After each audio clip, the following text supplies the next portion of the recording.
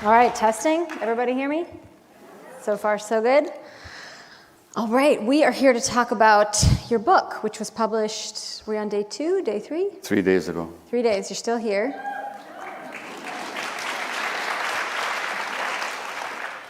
So this book, I read this book, and what I was thinking about it when I read it is, it kind of reminded me of this period in my own life when sort of looking around at the world and trying to figure out why everything felt so much more challenging and weirder and exploitative and confused than I remembered it feeling before. That was a whole set of things I was trying to figure out. But also with myself, like what was going on with my own mind and my own body. Why did I say that I wanted some things, but everything I was doing was taking me the opposite direction? And what's kind of amazing about this book is it really is about both of those sets of questions. And I wanted to just talk to you about probably the most obvious question, which is the title. Tell me about this title and why you chose it. Well, first of all, reading your book, Educated, what struck me is that as you were going through that life that for so many people would seem so strange, for you it seemed totally normal.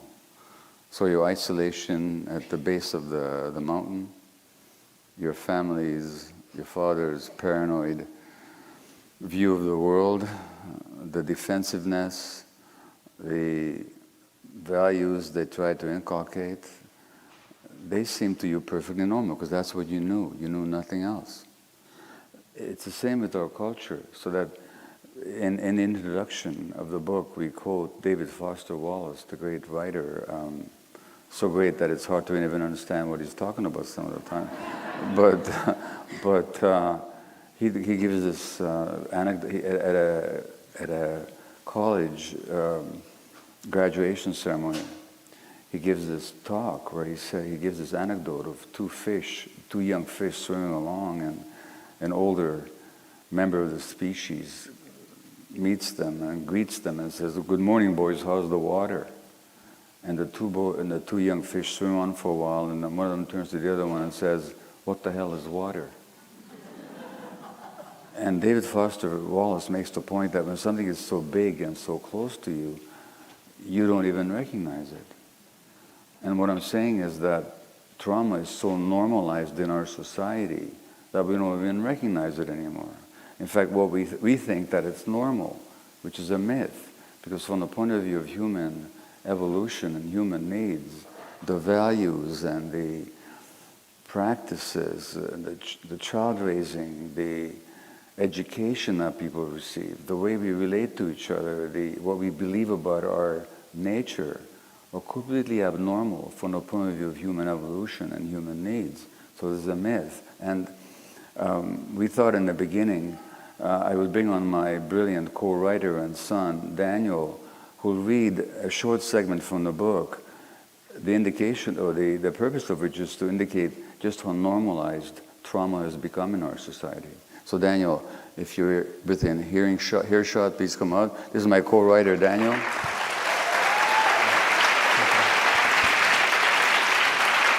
Hi, folks. This is from chapter 24, called I think the Americans, we're Canadians here, but I feel like this crowd of all people is going to get this title. We Feel Their Pain, Our Trauma-Infused Politics. The subliminal beliefs leaders hold about human nature, the world, and their position in it, and the unconscious impulses that motivate their actions are of great consequence for their politics, which is to say, for our lives and for our world. The worldview they developed early in life, under the impact of misfortunes they did not choose and could not control, imbues how they feel about, interact with, and act upon the universe and their fellow beings decades later. And yet, as the British psychotherapist Sue Gerhardt points out, quote, "We rarely address the underlying psychological and emotional dynamics of our public figures or our culture as a whole." Let's briefly examine two pairs, but we're going to skip one of the pairs because it's Canadian and we don't need to go there, of political nemesis, all two of whom in this case, have convinced millions of people to entrust them with their great power. What makes each of them so appealing and so appalling, depending on who's observing, owes much to personality traits forged in the crucible of early trauma. And then we talk about Stephen Harper, the former PM, and Justin Trudeau, the current PM.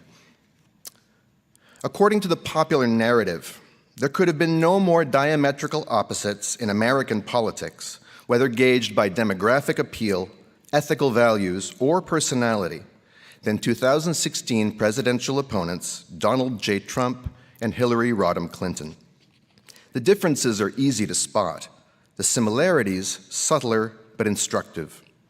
It may come as a surprise to supporters of both, for example, to read a Scientific American analysis published in 2016 that pointed out how many qualities that define psychopathy are routinely found in top politicians.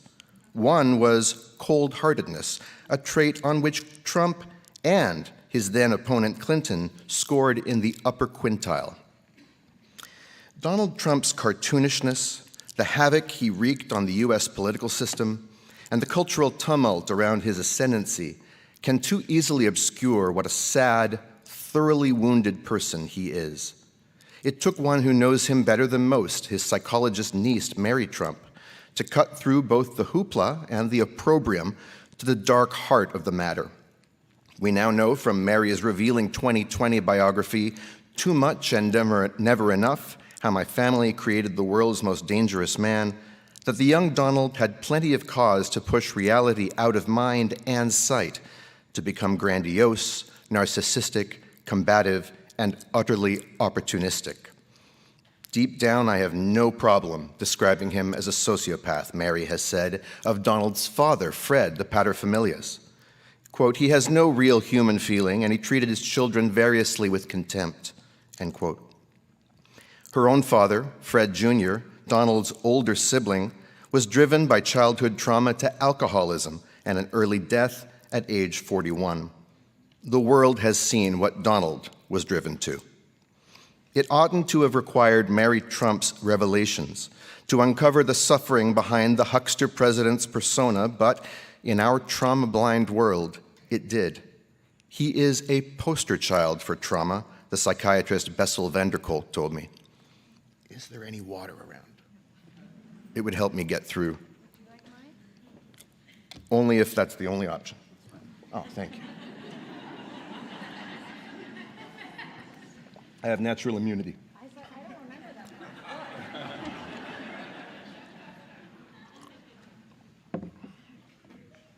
that. The journalist Tony Schwartz got an up-close view when he ghost-wrote Trump's best-selling The Art of the Deal. Lying is second nature to him, Schwartz told The New Yorker years later. More than anyone else I have ever met, Trump has the ability to convince himself that whatever he is saying at any given moment is true, or sort of true, or at least ought to be true. Second nature, as we have noted before, is nobody's real nature. No one's original nature impels them to lie. There are plenty of congenial liars, but no congenital ones. Friedrich Nietzsche once wrote somewhere that people lie their way out of reality when they have been hurt by reality. And this is eminently true of Donald Trump's origin story. Lying, automatic or deliberate, first insulated him from devastating rejection in childhood and later served him in the realm of political power. Hillary Clinton is still admired and pined for by many as a tenacious survivor and the rightful winner of the 2016 election. Compared with Trump, at least, she is a paragon of poise, grace, empathy, hard work, and reason. What almost never gets asked is, where do such relentless ambition and tenacity come from, and at what cost? Ought we really to celebrate it, or is it in its own way also an unhealthy norm, even if not to the same degree as Trump's bloviating bluster? Such questions were completely bypassed in the hagiographic haze of Clinton's campaign in ways I found literally incredible. One moment in particular stuck with me. It demonstrates how readily we normalize and lionize the winning personalities of our leaders. On the evening of her nomination, a video celebrating Hillary's life and achievements was broadcast to an international audience, narrated by the actor Morgan Freeman, the voice of God. In it, the candidate quoted a life lesson imparted to her in childhood by her stern, exacting father. Don't whine, don't complain, do what you are supposed to do it to the best of your ability. By all indications, this was a whitewash. As we know from biographical accounts, the father could be capricious and cruel. Quote from the biography, he hurled biting sarcasm at his wife and his only daughter, and spanked, at times excessively, his 3 children to keep them in line, end quote. In the video, Secretary Clinton also shared, my mother wanted me to be resilient. She wanted me to be brave. She then related an instance of how this quote-unquote resilience was inculcated. I was 4, and there were lots of kids in the neighborhood. I would come out and have a bow in my hair, and the kids would all pick on me. It was my first experience of being bullied, and I was terrified. One day I ran into the house, and my mother met me, and she said to me, there is no room for cowards in this house. You go back outside and figure out how you are going to deal with what those kids are doing. That isn't a call to resilience, but to repression. The message a young child receives in such a circumstance is, vulnerability is shameful in this house. There is no room for your fear. Do not feel or show your pain. Suck up your feelings. You are on your own. Don't expect any empathy here. And yet, no one in the arena seemed to find this blow to a small child's sensibility disturbing. No media commentator so much as registered that this hand-picked example of supposedly inspiring parenting was, in fact, a public celebration of trauma. No observer suggested that a little girl seeking the safety of the parents' embrace is hardly a coward. She is a normal 4-year-old. In any case, the life lesson about pushing through the pain did its work. More than 6 decades later, a campaigning Clinton was ill and dehydrated with pneumonia, but hid her weakness from everyone until she collapsed in the street. I'm feeling great, she unconvincingly assured the public the same day. It's a beautiful day in New York. No doubt the same self-suppressing dynamic compelled her to tolerate her husband's philandering proclivities, described by the late writer Joan Didion as the familiar predatory sexuality of the provincial adolescent. In stereotypical trauma impact fashion, Hillary blamed herself for her spouse's infidelity. He was under great stress, and she had not sufficiently tended to his emotional needs, she told a friend, thus aligning with women's assigned role in the culture of patriarchy. She thinks she was not smart enough, not sensitive enough, not free of her own concerns, and struggles to realize the price he was paying, this close confidant summarized Hillary's views. The internalized lack of empathy showed itself during the election campaign when she carelessly, but all the more tellingly, dubbed half of Trump's base a basket of deplorables, revealing to a wide swath of America what they already knew in their bones, that many urban elites view them with smug contempt as people whose economic, political, and moral grievances can be ignored. The deplorables' retort came that November in the form of a stunning political upset. Hillary Clinton and Donald Trump, the conservative columnist David Brooks wrote discerningly in 2016, both ultimately hew to a distrustful, stark, combative, zero-sum view of life.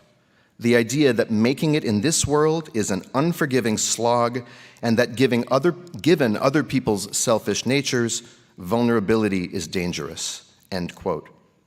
That sense of danger, I would only add, started long before their forays into political life, although their respective supporters would likely shudder at the thought of them being remotely similar.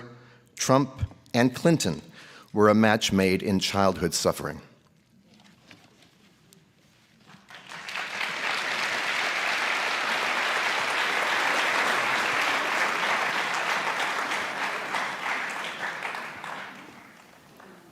think water is going to be a theme tonight. Yeah.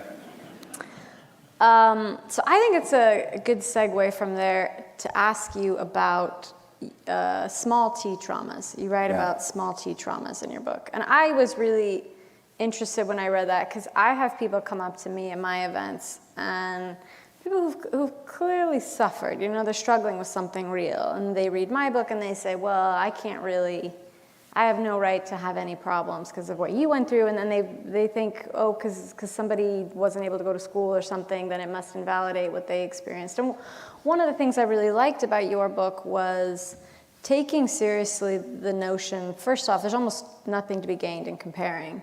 But also there's different kinds of ways that people can be hurt. And I really like you quote John Bowlby, who's the attachment kind of almost founding father, who defined these kinds of small traumas as nothing happening when something profitable might have happened. Yeah. And I just wonder if you would talk a little bit about what you mean by small t traumas and why they're so crucial. Sure. So that was actually D.W. Winnicott. Oh, did I confuse them? A fellow British contemporary of John Bowlby. And so trauma, we often think of it as terrible, dire things happening to people, such as Tara describes in her own book, Educated, identifiable abuse. And those events are traumatic, for sure. But the word trauma itself derives from a Greek origin meaning a wound, a wounding. So trauma is a psychic wounding. And there's two ways you can wound people. You can hurt people, children especially. First of all, by doing really bad things to them, and those are clear: the sexual, the physical, the emotional abuse. When there's violence in the family, when there's an addiction in the family, when a parent is jailed or a parent dies, severe neglect. So these events are traumatic, and those are what are called big T trauma. But there's another way you can hurt children, which is by not meeting their needs. So the human child is born with certain needs. These needs are not arbitrary, they are not culturally determined, they're actually determined by evolution. This is our nature, and we share, by the way, these needs with other mammals. When these needs are not met, we can be wounded. Now, people can easily remember, or more easily remember, the difficult, painful things that happened. Those are the big T traumas. People have a tendency not to remember what didn't happen. And what didn't happen is that the needs weren't met. And so I've often had people come up and say, you know, I've been addicted, or I've had an autoimmune disease, or I've had cancer, or I've had a mental health issue, but I had a happy childhood. And that's when I issue what I call the Happy Childhood Challenge. And I say, give me 3 or 4 minutes, and it never fails. Within 3 minutes, we can identify the pain in their childhoods that they had never thought about because it was so normalized in their experience. And that usually has to do with some essential need not being met. Primarily, the need to be seen and heard and accepted just for who you are. That's an essential human need. When I say an essential human need, in the book there's a chapter on irreducible needs. Irreducible meaning that if those needs are not met, the child will suffer pain and a wound. That means they'll be traumatized. And in this culture, very few children have their needs met because of all kinds of influences we can talk about. But the small T trauma is when the needs that are essential for healthy development are not met, and the child, especially the sensitive child, suffers a wounding. And most people have trouble recognizing those because, as in this case of Hillary Clinton, being told to get out there and deal with bullies, it's so normalized. It's so normalized that you can talk about it in front of millions of people and nobody's going to even bat an eyelash. So that's what I mean by small T trauma, of quoting Winnicott, when something could happen, but it doesn't happen. Something that should have happened, but doesn't happen.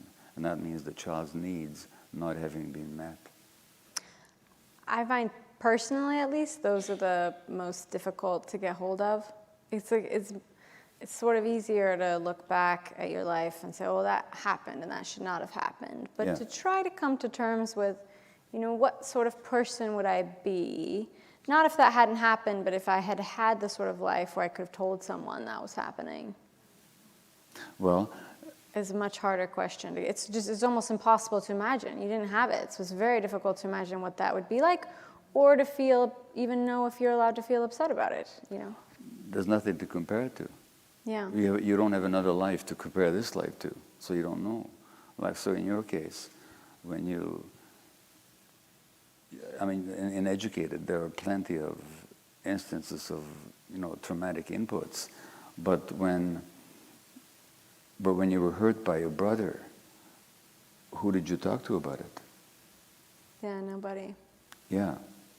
Now you ask anybody who is abused as a child, sexually or physically or emotionally, who did you talk to? And the answer is invariably nobody. Which means that by the time the traumatic event, the abuse happened, a more significant trauma had already happened, which is the child feels cut off from help. Any of you who are parents, if you ask yourself, if your child experienced physical or sexual abuse, or even the hint of it from anyone, who would you want them to talk to? You do naturally say, I want them to talk to me. And then my next question would be, and if your child did experience such things and didn't talk to you, how would you understand that?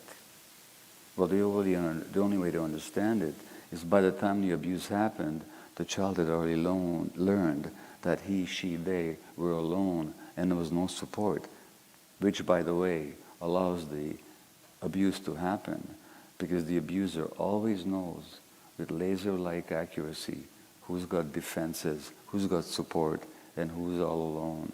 So the bully can always hone in on the victim. They have laser awareness of who is boundaryless and defenseless and unprotected. And that's why a kid can be bullied in one school, they go to another school, they'll be bullied all over again. Because the bully can always pick up on that helpless vulnerability. And that comes from the original trauma of being cut off from nurturing support. I wondered if you'd talk a little bit about the clash between those two essential needs, authenticity and attachment. And why is it that attachment, when you're young at least, always wins? Yes. So this is a theme throughout the book. The child has an irreducible need for attachment, which means attachment is a drive that pulls two bodies together. Gravity is an attachment drive. It pulls two bodies together. It pulls me to the earth, but it also pulls the earth towards me. Now, in psychological terms, in child developmental terms, attachment is the force that pulls two bodies together for the sake of being taken care of or for the sake of taking care of the other. So parents have a natural attachment drive built into their brains. There was an article in the New York Times 3 weeks ago or 2 weeks ago about there's no such thing as mothering instinct. The hell there isn't. Try and tell a mother baboon that there's no such thing as mothering instinct. Or try and tell a mother rat that there's no such thing as mothering instinct. In this culture, we're cut off from our instincts, which is very different from not having them in the first place. For these instincts to work, they have to be evoked by the environment. And one of the toxicities of our culture is that it actually undermines and distorts and even blunts the parenting instinct. But what question I'm answering right now? Oh, the attachment and authenticity. Yes, thank you. It's wonderful having an ADD brain, So we have this need for attachment. The parent has a need for attaching to the child. As a matter of fact, research seems to indicate that the mother's need to attach for the first several months is even greater than the infant's, which is really interesting. So we have this attachment drive, without which... Yeah, why do we have that? Well, because without it we can't survive. If the mother bird didn't have an attachment drive to the infant, that infant bird wouldn't Because survive. humans are kind of uniquely helpless for a very long We'd be time. totally helpless. We're Very, dependent. much longer than most animals. We're Totally pretty longer helpless. than most animals. Yeah. By the way, let me tell you a great story about attachment. A few years ago in British Columbia, where I live, there was a film. Somebody filmed eagles feeding in their nest a little red-tailed hawk. Now that's unusual because eagles feed red-tailed hawks to their babies for breakfast. But in this case, they were feeding it and treating it one of their own children. And so somebody went to an ornithologist and said, well, what are these eagles particularly compassionate and empathetic? What's going on here? You won't believe this, but you know what the ornithologist's name was? Dr. Bird. And Dr. Bird said, no, it's not compassion, it's attachment instinct. When the mother bird or the father bird sees a little bird going like this with their beak, they start feeding it. So that these eagles were acting out of attachment instinct. So we have this need for attachment for the sake of survival, without which we can't sustain life. So that's an absolute need. We have another need as well, though. One of the irreducible needs of children is the freedom to feel all their emotions, from grief to anger to fear to joy, playfulness, all that. That's a need, that's a developmental need of the human child, determined by evolution. Because let's face it, we didn't develop in civilization. We developed out there in nature for hundreds of thousands of years. Millions of years, actually. How long does a creature survive in nature without being connected to their gut feelings? So it's another survival need. And that's what I call authenticity, simply from the word auto, for self. So being in touch with oneself. Being in touch with oneself. And one of the most dramatic passages in your book, which I quoted in my book, which is about how where you came to believe that, I forget how you put it, but you said that you thought that your brother's violence towards you didn't affect you until you realized that the very belief that it didn't affect you, that was the effect. We got so cut off from your authentic feelings. Yeah, you have a way of putting it, of what authenticity is. It's just knowing what it is. This is a word gets thrown around a lot. I sort of cringe a bit about authenticity because I think people are trying to sell me something. But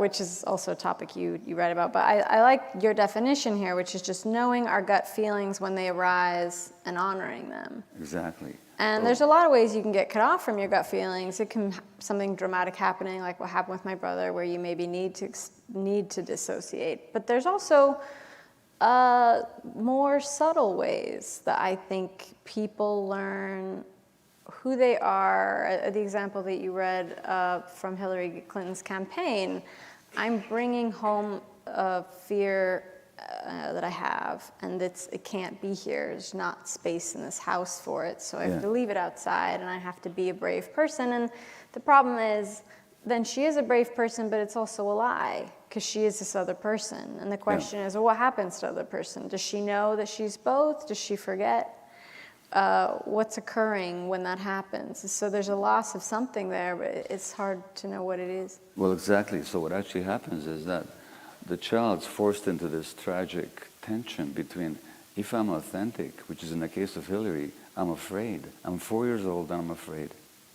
That's the authentic feeling. Fear is a natural brain circuit. We have it for good reason. Without it, we wouldn't survive. And the natural drive of the human child when they're afraid is to seek help from their attachment figures. Now, if that attachment figure says, you can't have fear, or you can't have anger, which a lot of parents are advised by so-called parenting experts to suppress or ostracize or banish the child's anger. One very famous psychologist says that an angry child should be made to sit by themselves so they come back to normal. But there's nothing more normal than a 2-year-old kid who's angry. You know? when the child gets the message that in order to be attached, they have to disconnect from their feelings, then there's the loss of authenticity. So the price that we pay for the attachment relationship is in this culture to give up our authenticity. Now we get disconnected from ourselves, and then 30, 40 years later, we start wondering, who the heck are we anyway? And whose life am I living? Because it's not coming from me. It's coming from my need to be accepted and loved and valued by other people at the cost of not being myself. So that's what gets given up. What I think is so interesting about that is almost no one will have escaped this fully. I mean, every person I've ever met, no matter how wonderful, no matter how loving, they'll say to you, my kids can be anything they want to be except. Everybody has an except. Yeah. Every single person, and kids know that. They get a sense of, I'm all right and I'm a part of this family as long as I am whatever. And in some families, that's a big box, and in some families, it's a really little box. Yes. My family was a little bit of a small box. And, but they know, and so you leave parts of yourself out. And what you're saying is that in itself is a kind of fragmenting experience, that you go through life and something is missing. You've learned to let go of your own reactions, your own gut feelings. Exactly. And so the essence of trauma is disconnection from ourselves. That's the essence of trauma. So in my view, trauma is not what happened to you. It's not the events that happened. Those are traumatic. But the trauma itself is the disconnection from oneself. And I'm not the first or the only one to formulate it that way, but it makes a lot of sense to me. And then we spend the rest of our lives living out of aspects of ourselves, but not our true, full selves. As a matter of fact, we develop these coping mechanisms to compensate for a loss of self, and those coping mechanisms are the source of pathology of mind and body later on. So you have this provocative thing you say, where you like saying provocative things, I think. But one of the many wonderful provocative things you say is that personality, a lot of time, is a cover. What we think of as our personality is actually a cover. And I have a quote from your book that says, "It's sobering to realize that many of the personality traits we've come to believe are us, and perhaps even take pride in, actually bear the scars of where we lost connection to ourselves." Yeah. So if a child is, for example, not valued for who they are, just for who they are, they'll want to keep proving their value. And so, for example, they go to medical school, like I did, and then you're going to be valuable all the time. If you're not liked for who you are, just for who you are, not for what you do, but for who you are, you might become very nice. You become one of these very nice people who's always trying to please everybody else. If you don't get the attention that you need, that you do need, children need attention, not for anything they do, but just for existing, then you might become consumed by attracting attention. And then all your life will be worried about being attractive. Hence you have a $50 billion cosmetic surgery industry where people are trying to make themselves attractive because they didn't get the attention they needed as children. Or if you are not made to feel important, you might become very demanding. And all these personality traits, we think they're us, but they're not us. They're our coping mechanisms. So what we call the personality is actually an amalgam of some genuine traits with coping mechanisms that are compensations for the loss of authenticity.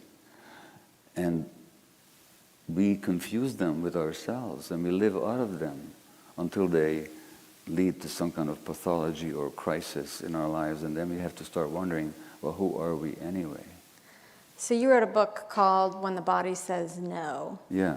And I was talking to a friend last night, we were having a drink, and we were talking about why it's so hard to say no to people, why you feel so bad when you say no to somebody. Why is it somebody says, "Can you do this thing for me?" And everything in you is like, no, I don't want to. I don't like you that much. I don't have the time. And yet what you write back is absolutely send it over. And why do we do that? What is that? Well, it's very interesting. Just asking for a friend. Well, it's very interesting. It's very interesting because anybody who's had children, you know exactly what word the child starts saying vociferously and compulsively at age 1.5 years. It's not yes. It's no. Time for dinner. No. Time to put our shoes on. No. I had a friend of mine, Harold, whose son name was Ben. Ben was 2 years old. And Harold said to Ben, do you want an apple? And Ben said, no, I want an apple. and what that has to do with is that the child has to individuate at some point from the parent. Nature's agenda is not that we should remain cute and cuddly and compliant all our lives. Nature's agenda is... You sure? I'm positive. Sorry, but I am. Nature's agenda is that we should become an independent creature knowing our own will. Now, given the, there's a psychologist, a Canadian psychologist who will remain unnamed in this particular context, but he says that parents can impose their will on the child because we're bigger and stronger and smarter than we are. A complete backward understanding of, and for that kind of stupidity, he gets rewarded with mass fame and all kinds of media attention. But actually, the child's need is to be an independent person. And so that no is actually a little fence that nature puts up. If you were growing a plant in your backyard, you would, and there were deer or rabbit around, you put a little rabbit fence around that plant. That no is the child's little fence around his incipient little will, behind which he can develop his own preferences. If we don't know how to say no, our yeses don't mean anything at all. If I invite you out for coffee, and you don't know how to say no, then your yes doesn't mean anything at all. It doesn't mean you want to be with me, that you like me. You might even hate me, but you don't know how to say no. So that in order to be able to say a true yes, we have to be able to say no. Now, that's okay. Where does the inability to say no? What is the belief, you think, when someone struggles? Well, so what happens is the child learns, if I say no to the parents' expectations, then I won't be accepted. So the child suppresses the no in order to be accepted. It's that same authenticity attachment dilemma that we're talking about. So we suppress our no. Now, when we don't know how to say no, we take on a lot of burdens, a lot of stresses. Those stresses have a physiological impact on the body. Those physiological impacts result in disease. I mean, let's look at this question of autoimmune disease in this culture. 70 or 80% of people with autoimmune disease are women, not men. It's not 50-50, it's about 70-80%. And it's worse in the case of minority women.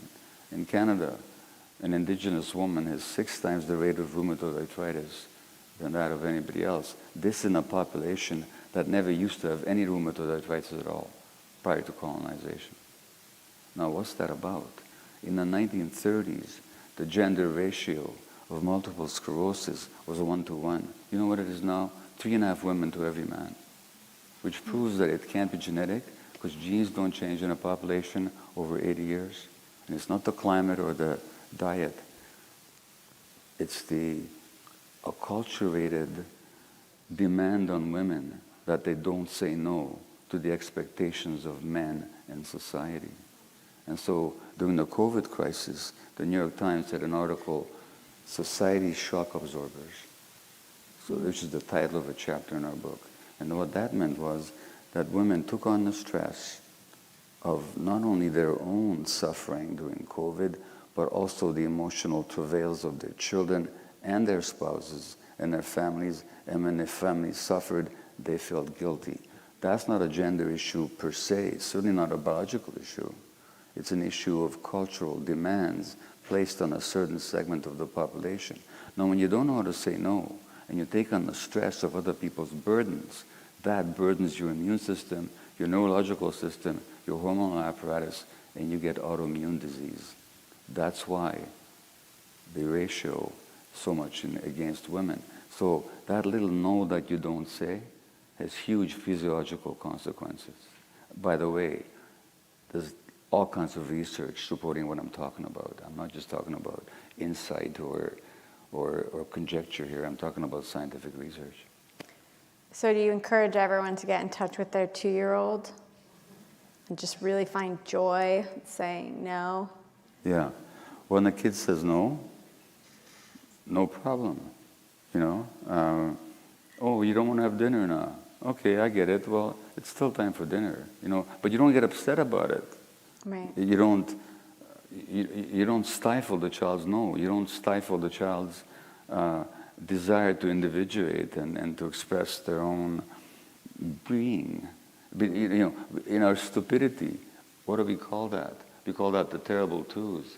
There's nothing terrible about it. It's perfectly natural. It's nature's agenda that this kid should become an independent person. You should celebrate it. If kids could, I've always said that if kids could be arbiters of language, instead of talking about the terrible twos, we'd be talking about the terrible 30s, you know, the terrible...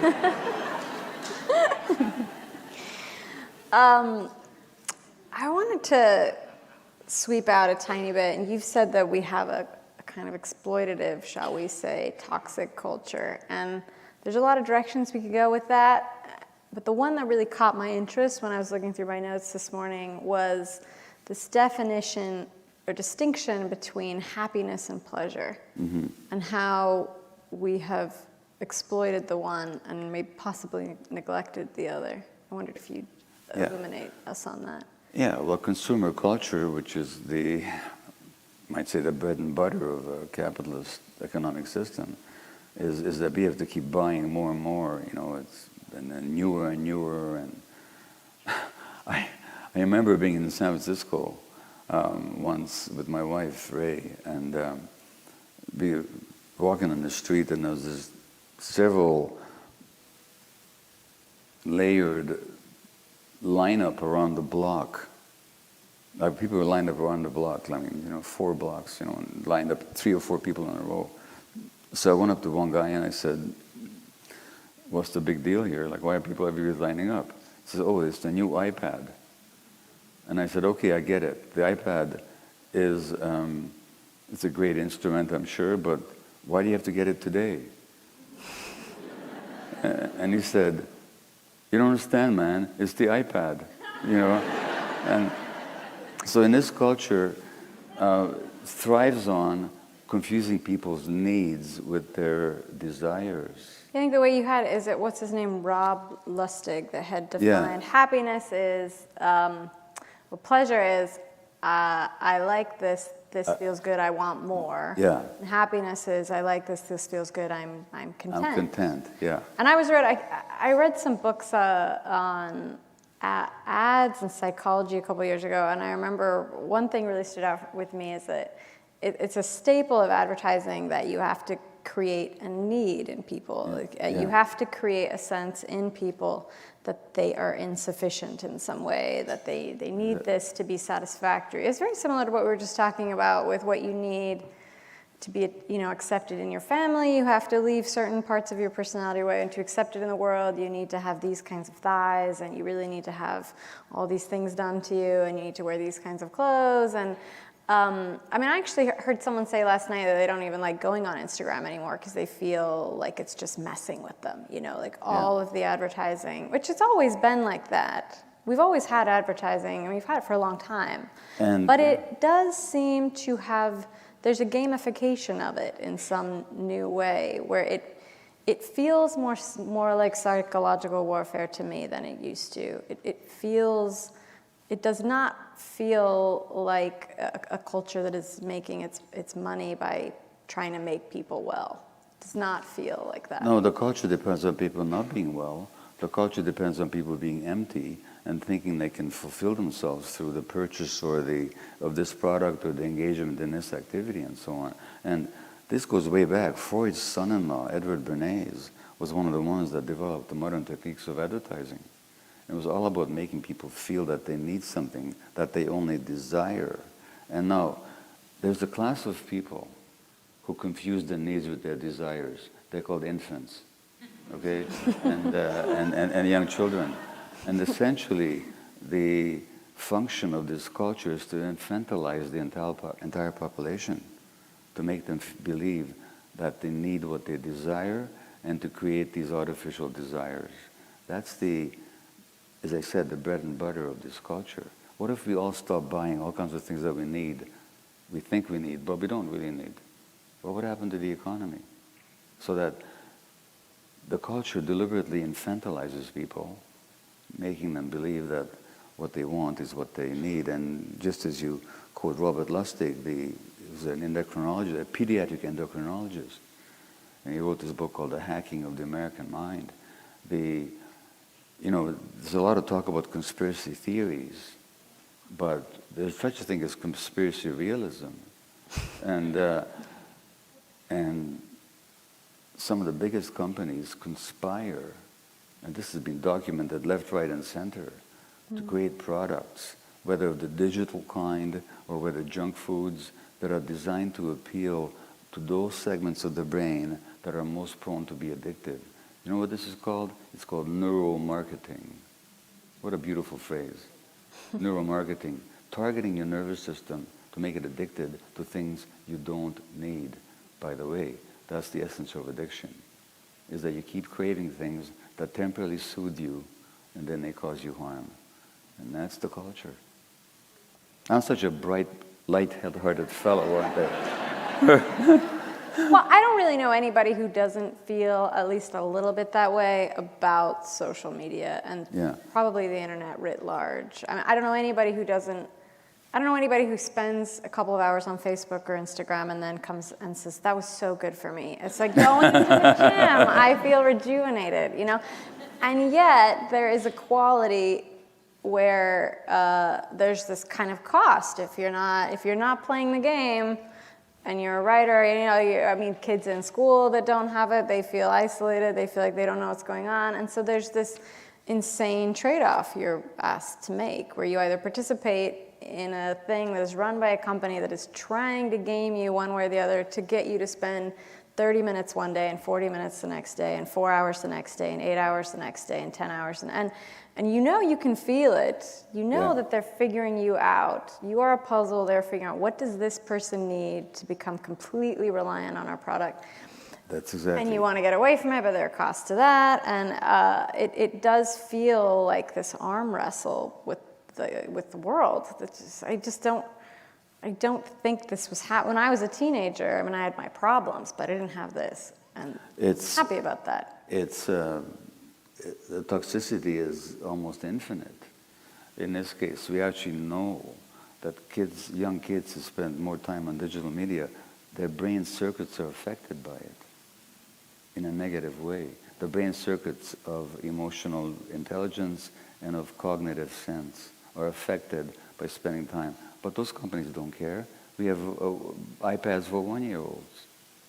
Now, if you look at actually the social media, it's designed to supplant without meeting genuine human needs.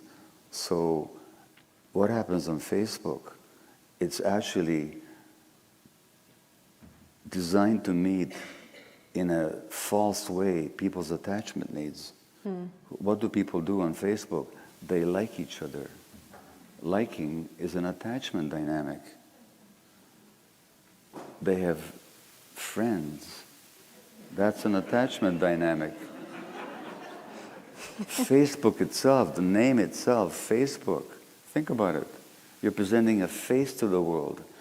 My friend, the psychologist Peter Levine, talks about mothers who Botox themselves, which means that the muscles relax so they can't smile at their kids in a responsive way. He says that Facebook is the Botoxing of the masses, because we all present this phony face to the world that we concoct, and then we hope people will like our phony face, which even if they do, it doesn't satisfy the inner sense that they don't even know me, they don't even see me. So even when lots of people like us, it doesn't satiate, it just creates more of an addictive need to get more and more likes. So it's a Botox culture. There's a great book by Jaron Lanier, have you heard of this, called You Are Not a Gadget? And he makes an argument that, and he wrote this book ages ago, it's so prescient, but he basically said that one of the problems with the internet or any digital manifestation of yourself, any attempt to live as your avatar, whether that's your Facebook avatar, or your Instagram avatar, he's a computer scientist, is any time that we represent reality digitally, we always underrepresent it. We never can get all the richness, even of a single musical note. We have to pick like a very specific thing. We always have to compress and underrepresent. And he said there's a problem when people start living their social lives online, which is that it's just flat, boring, colorless. Like, you are much more interesting than your avatar. Exactly. And the issue, I think, is people start to identify, I think, more almost with their avatar than with their real life.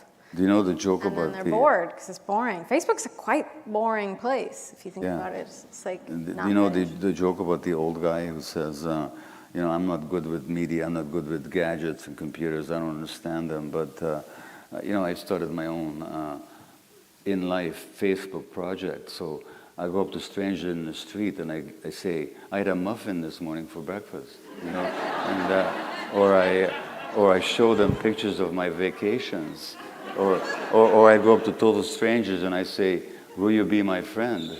And he says, I already have 6 followers. He says, 3 psychiatrists and 3 policemen, It's nuts. And yet, knowing everything I know, I find myself very easily drawn into that vortex of just coasting on YouTube. It's totally addictive and it's totally unsatisfying. And yet, look how many people are suffering because of what somebody says about them on social media. It's as if it was real. By the way, let me read you something. I'm sorry, I just got to read this. This is... You're going to read your Amazon review, aren't you? The Amazon review, yeah. So if I can find it, I just want to read this to you, because you might all want to go home and not pay any attention to... Because this is a review on Amazon of my new book. Now, the book is already doing very well on Amazon, as you can see. But it's had 3 reviews already, and one of them gives 1 star, and this guy says, filled with conspiracy theories, bigotry, pseudoscience, and misinformation based on feelings, political propaganda, and DMT dementia. So you may not wish to get this book based on... So, you should put it on the cover. You can move my quote. Put that right. But how many people actually live by what other people say about them? And the Catholic monk, Thomas Merton, talked about what a strange world it is when we actually live in other people's imaginations. I have some questions for you. Please. That aren't my questions. Yeah. Well, these are from the audience, are they? Yeah, they're from the audience. Okay, yeah. I'm not making it up. I talked to your friend Bessel van der Kolk once, who wrote an amazing book, Body Keeps the Score, and he said to me, he said, I bet you have a lot of people telling you that you are resilient. And I said, yes, I do have a lot of people telling me that. And he said, the thing is, you never know if someone is resilient until you are married to them. which I think is so true. Anyway, that was a preamble for the question. How can attachment benefit a partner, a wife or a husband, or hurt a partner? What are some resolutions to dealing with partner attachment? I think maybe this question is trying to get at how couples work with attachment disorders inside of a couple, or what you do maybe when your partner is struggling. Well, so here's my experience, my observation, and also a lot of evidence that we always find as a partner somebody at the same level of trauma resolution as you're at. You may think you're marrying somebody who's more traumatized than you are.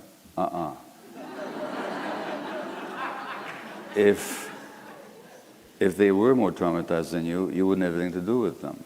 If they were less traumatized than you, they wouldn't have anything to do with you. Now, the trauma may show up in different ways, so that it might be hard to distinguish. You might think, oh my God, all these terrible things happened to them. None of that happened to me. I'm not talking about the external events. I'm talking about the internal wound. So you always marry somebody who's just as wounded as you are. Whether that wound is partially healed or unhealed, they're at the same level of woundedness that you're at. Which means that don't diagnose your partner. Because in diagnosing your partner, you're diagnosing yourself. The question is, it's a given that we married somebody or we get into a relationship with someone at the same level of woundedness as we are. The question is there ground between the two of you for an honest examination of self in the context of relationship, and can we make room for that mutual growth, and is there a partnership? So, as I say in my book, in the first chapter, is that my problem is that the old joke about the guy sitting in the bar and it's late at night and it's closing time and the bartender is looking this bored expression on his face, cleaning the bar. And there's one guy still sitting there deep in his drink, and he says, my problem is that my wife doesn't understand me. Well, my version of that is I'm sitting in the bar at 3 in the morning, eyes glazed, the bartender is cleaning the bar, and I'm saying to him, my problem is that my wife understands me. And I married somebody exactly at the same level of woundedness as me, and we've had a difficult time of it over the years, including this morning. But we're committed to the truth of ourselves. We're committed to figuring out what's going on, not with the other, but with ourselves. So this year we're going to celebrate the 53rd anniversary, and it's because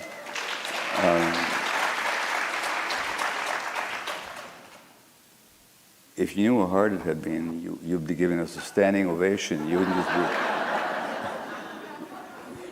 But that's the point, so that don't worry about diagnosing your partner. Look at yourself to see what you bring to the relationship. It's much more difficult, but much more rewarding.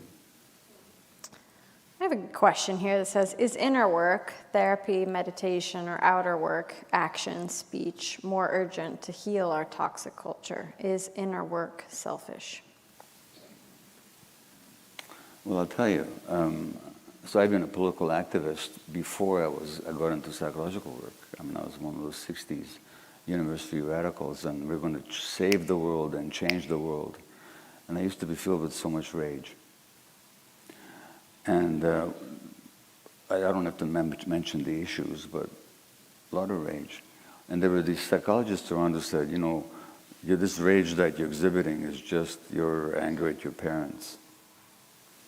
Well, on the one hand, they were just trying to justify the system and dismiss our legitimate concerns about the injustice, the inequality, the murderous Vietnam War, and all that we're angry about. But on the other hand, they were right. So that the rage that I brought to the political activity didn't have to do with the causes that I believed in, passionately as I did. It had to do with the rage that I hadn't worked out in myself. So the most selfless thing you can do is to work on your issues. You'll be that much more effective when you do your political work. There's no contradiction between the two. And we've seen this. People in the most justified causes behave in ways that are undermining their own work because they haven't dealt with their personal issues. There's no contradiction. You don't do the one without the other. So that it's nothing selfish about it. It's actually selfless to work on yourself, to better to serve the public good. Which is, by the way, was typically something that politicians just refuse to do. It's amazing when you read the biographies of politicians, just how resistant to self-reflection they are. It's chronic, it's consistent. So no, self-reflection, in fact, you know what? It was Karl Marx who was a bit of a political activist, you'll agree with me. He said that self-reflection is the first condition of wisdom. How do you recommend one to reconnect with themselves in adulthood? Well, you don't go around trying to reconnect with yourself, because if you're not connected to yourself, then any concept of yourself is just a concept. So how do you reconnect with the concept? You can't. But, can I ask you? No. That's Okay, then I won't. No, just kidding. You answer first, then I'll jump in. Yeah. I think that's how it works. So here's my question to you. Have you noticed in yourself throughout your life that you do something or you say something and then later on you say, well, that wasn't me, that wasn't authentic? Yes, I have done. Okay, yeah. All right. Interesting. I don't know if I would put it that way, but I'll have to say yes. Okay, well, who's the one that notices that? So that true self is there. So it's not a question of trying to find the true self. The question is to notice when we're not being true to ourselves. And then to ask, well, why not? What was I afraid of? Not being liked, not being respected, not being accepted, being rejected, being judged. And you do that questioning compassionately for yourself. Not, why wasn't I being myself? But, I wonder why I wasn't being myself. What was my belief that kept me from stating my honest opinion or saying what my real feelings were? What kept me from that? That's that compassionate inquiry, which is, one of the themes of the book in the healing chapters. So it's not a question of trying to reconnect with yourself. It's a question of noticing and observing where we're not being true to ourselves. Who's the observer? Who's the noticer? That's your true self. That's interesting. I mean, I was thinking when you were talking about what that experience was like for me, and I think I was very surprised. I always imagined that I had a set of good attributes. These are my good attributes. These are them. And I have a set of bad attributes. And that if I could just get rid of these ones and have more of these ones, then I would be better. Yeah. That seemed kind of obvious. Like, I wouldn't have understood why that wouldn't be true. And it was surprising for me when I did a lot of therapy and spent a lot of time trying to figure out why I was living in such an insane way, that it was the opposite, actually. And I found more, not that I got better when I started being more of an ass. That wasn't it. But let me try to explain this. It was more like when I became all right with the fact that sometimes I'm selfish. Yeah. Sometimes I have a desire to do things that are rude.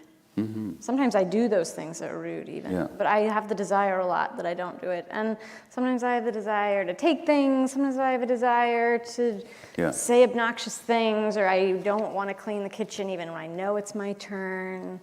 Like all these things. And as soon as I was sort of okay with it, just okay that they existed. It's, like I'm not going to live there all the time. I'm not going to do it necessarily. But I'm all right that that impulse is a part of me as a being. I've stopped freaking out every time it even gets hinted at. Yeah. I found I calmed down quite a bit, and I also found I was a nicer person, because when other people did those things, I wasn't just incensed that the world wasn't exactly the way I wanted it to be, and everyone wasn't living to this perfect standard. And I found myself just calmer. Someone would cut me off in traffic, and I would have a second of like, oh, how could they? And then I would be like, well, I did that a week ago. Like, I can't get that mad about it. Like, maybe they're in a hurry, maybe they're having a bad day. Like, and then you go on with your life. And there's something that was very confusing, and I can't articulate it, but I actually found it was in accepting the bad list that I became a calmer, nicer person, because I had a lot more tolerance for other people's bad list once I had dealt with my own. Well, absolutely. I mean, what you're talking about is self-acceptance. And even that phrase badness is a loaded one, isn't it? There's already a judgment there. And so what I recommend there is noticing when we're judging ourselves, and noticing when we're rejecting parts of ourselves, and we think some aspect of ourselves is acceptable, some isn't. Well, remember what I said about the irreducible needs of the child is to be fully accepted for exactly how they are? Well, when the environment doesn't give that to us, we don't develop that self-acceptance either. And that lack of self-acceptance itself is one of the impacts of trauma. So that what I hear you describing is a gradual, very welcoming of yourself. And you might. But we get these standards. They can come from social media, they can come from religion, they can come from our families. And I think what's interesting is that we're all we're animals, really. We're sort of working it out. But we all have these old brain systems, really natural. I mean, your friend Bessel also said this to me. He said, healing is about your relationship to yourself as a creature. Yeah. And I thought that was that last sentence that is so interesting, to just have the ability to look at yourself not as this perfect, upstanding mother that you're supposed to be, or supposed to be perfect, or you're supposed to be a perfect colleague, you're supposed to be, but just as a creature, you're a thing with a really old brain that's responding to a lot of stimuli with and just having a little bit of a sense of these standards, what are they? And they don't seem to apply here necessarily. Like, where did they come from, and why do we put so much weight on them? Well, let me find a quote from the book, from Brave New World, Aldous Huxley's Brave New World, and here it is. And he said, this is, a fictional world where people are gestated in test tubes and they're programmed to be certain ways to serve the needs of the elite and social expectation. And so here's the quote. And that, put the director sententiously, that is the secret of happiness and virtue, liking what you've got to do. All conditioning aims at making people like their inescapable social destiny. Now, Bessel, who you're talking about, says at some point in his book, The Body Keeps the Score, that we're told all the time that we're individuals, but actually we barely exist as individual creatures. And in the book I give the example of the ant colony, where surprisingly enough, all the ants have the same genetic inheritance. The queen ant is no different genetically from the worker ants. It's the needs of the colony that determines her queendom. And if you take the queen ant out of the colony, the worker ants some of them will start this ferocious fight, as Siddhartha Mukherjee described in a wonderful New Yorker article a few years ago. And then one of them will become the queen, and physiologically she changes. She starts ovulating, she becomes bigger, and she has more longevity, and she achieves dominant status, all because of the needs of the colony. Genetically, she's the same as everybody else. And so we live in a culture, we're not like ants, we don't have the same genetic inheritance in our particular communities or societies, but in terms of our development, we very much develop in terms of what society expects from us, just like they do in Brave New World. And again, there's this tension between attachment to our society or being authentic to ourselves. And in the very last pages of the book, I go back to Abraham Maslow, the psychologist who studied self-realization, self-actualization, which is people who felt okay about themselves and felt good about themselves and accepted themselves and fulfilled themselves despite or independent, irrespective of social expectations. And he says that these people were healthier than their unhealthy society. And he points out they were neither automatic compliers or automatic rebels. They just followed their own calling and instinct or intuition or sense of self-guidance. So they weren't reflexively hostile by any means at all, but they were all distinct from their less healthy culture. So that this sense of having to belong and having to comply and conform, it's culturally imposed. We don't even realize it. And we don't realize the extent to which we conform to it. In this culture of rugged individualism, we're very much programmed to comply and to conform. I have one more audience question for you, Yeah. and then I have one more of my own questions. And Sure, please. that will be the end. What is the hope for families where parents have made mistakes? Does recognition and apology help? You should ask my kids. They're sick of my apologies and my... Kids don't want to be seen as manifestations of their parents' guilt. They want to be seen as individuals with their own possibilities, capabilities, and their own particular path.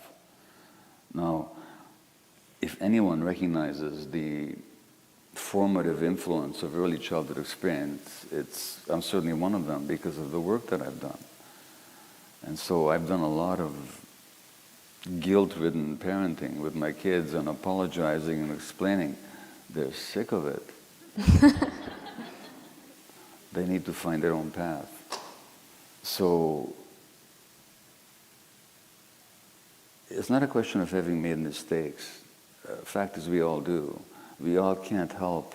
To the extent that we're traumatized before we have kids, and to the extent that we haven't worked it out before we have kids, we're going to almost invariably pass it on to our kids, unwittingly, and given the best of will and the most devoted love, we're still going to pass on our traumas. It's not a mistake, it's just a natural outcome of life. It's just how it is. By the way, a therapist once said to me, pardon the language, if your parents gave you this much shit and you give your kids only this much, you've done a great job. Okay? So the best gift we can give to our kids is not to apologize and mea culpa and all that. My son Daniel, with whom I wrote this book, and without whose brilliant help I couldn't have written it, we've been through our stuff. In fact, our next book is entitled Hello Again, A Fresh Start for Adult Children and Their Parents, which is a workshop that we're going to do at Omega here at the end of October. We've been doing it for a few years. My kids know the mistakes that I've made, but it's on them now. They're the ones that have to take responsibility for themselves. There's nothing I can do to undo what happened in our family when they were small. What we can do as parents now is to continue our own healing as an example and be present for them now in a supportive fashion as they face and deal with their own challenges. So drop the guilt. It's not merited, it's not helpful, and it's not respectful for your children. Because nobody wants to be seen as somebody else's mistake. They need to be seen as individuals in their own right. And I can tell you myself that the more my own healing has proceeded, the less tragic I become with my own kids. So that's what I recommend. There's got to be a healthy balance, though, where I agree with you. I wouldn't think it would be so healthy for a family to be constantly having a dynamic where the parents just endlessly apologize. But I also think, I come from a family where a lot of things are just sort of denied, and they happen, and almost while they're happening, they're denied, and it's very difficult to function in that. And then there'll be one or two people, my sister-in-law is one of them, who they just like, this is happening, what is going on? And having things acknowledged seems is pretty crucial. Acknowledging, yes, and some degree of healthy remorse is necessary and beneficial, but sort of an ongoing sense of guilt and an endless apology is actually undermining. Yeah. Yeah. You have some really interesting thoughts in your book about anger and rage and why you don't necessarily want to suppress and the ways that people can actually be quite angry if you measure their skin reactions, but they don't have a conscious awareness that they're angry. Yeah. So unfortunately, we didn't have time to go into all the things about anger, but imagine that we did. And we talked about how anger is really can be helpful and it's like a natural phase that you might want to go through. But I wanted to end on the phase that comes after anger, which is hopefully, I think, forgiveness. We forgive others, we forgive ourselves, and you have a really beautiful story in your book. I thought the point of it to me was how we forgive other people really for ourselves. We don't forgive them for them. And you tell the story of Dr. Edith, how do you say her last name? Egger. Egger. And so she is a Jewish woman from Hungary. Her parents were taken to Auschwitz and they were killed there. As she was herself. Yeah, she was also taken there, but she survived. And she wrote a book called The Choice about how she chose to travel to the Bavarian Alps, and there she decided to forgive Adolf Hitler for what he had done. Yeah. And you quote this passage, I'm just going to read it. "So I stood on the site of Hitler's former home and forgave him. This had nothing to do with Hitler. It was something I did for me. I was letting go, releasing that part of myself that had spent most of my life exerting mental and emotional energy to keep Hitler in chains. As long as I was holding on to that rage, I was in chains with him, locked in the damaging past, locked in my grief. To forgive is to grieve, for what happened, for what didn't happen, and to give up the need for a different past, to accept life as it was and as it is." Yeah. That's a beautiful teaching from Edith, by the way, who probably traveled to Auschwitz on the same train that my grandparents did, because they came from the same small town in southern Slovakia. And what she's talking about there is not, she's not making it okay for Hitler to have murdered all those millions. That's not what she's talking about. She's talking about letting go of her own resentment about the past, that the past should have been different than the way it was. And that's been very important in my own journey. It was Bessel van der Kolk who said to me once, here in New York, we were living, both speaking at a conference together at Omega, actually. And Bessel, we were having lunch, and Bessel peers over to me over his glasses, and he says, "Gabor, you don't have to drag Auschwitz around with you everywhere you go." And I wasn't quite sure at the time. I knew sort of what he meant, but I didn't quite get it. But it took some time for that lesson to sink in and for me to experience what that meant. And what that meant is that the past doesn't have to be any different. In fact, it can't be any different. It'll never be the case that my grandparents were not killed in Auschwitz. It'll never be the case that I wasn't given to a total stranger in the street of Budapest by my mother, so I didn't see her for 6 weeks in order to save my life. That'll never be the case. But the meaning I make out of that, which is the traumatic imprint, that therefore the world is a horrible place, that therefore I have to resent the world, that therefore I'm not lovable, that therefore I'm being rejected all the time and I can expect rejection or abandonment, I can let go of that. And that's what Bessel meant. And when Edith forgave Hitler, she just let go of all that meaning that she had given in the past. And I think that's the essence of healing. And so when I talk about trauma being not the events that happened to us, but the wound that we sustained, those meanings that we created out of those early experiences, and we couldn't have created any other meaning. As a 1-year-old, as an 11-month-old, I could not have made any other meaning from my mom giving to a stranger than on that she was rejecting me and I was being abandoned. Healing is gaining the freedom to create new meaning out of our lives and to let go of the meanings that we created out of those early experiences when we had no choice in the matter. So that's what Edith was doing there, and I think that's the beautiful lesson in her story. Thank you, everyone, for coming out. Gabor Maté. Thank you. Thank you. Thank you.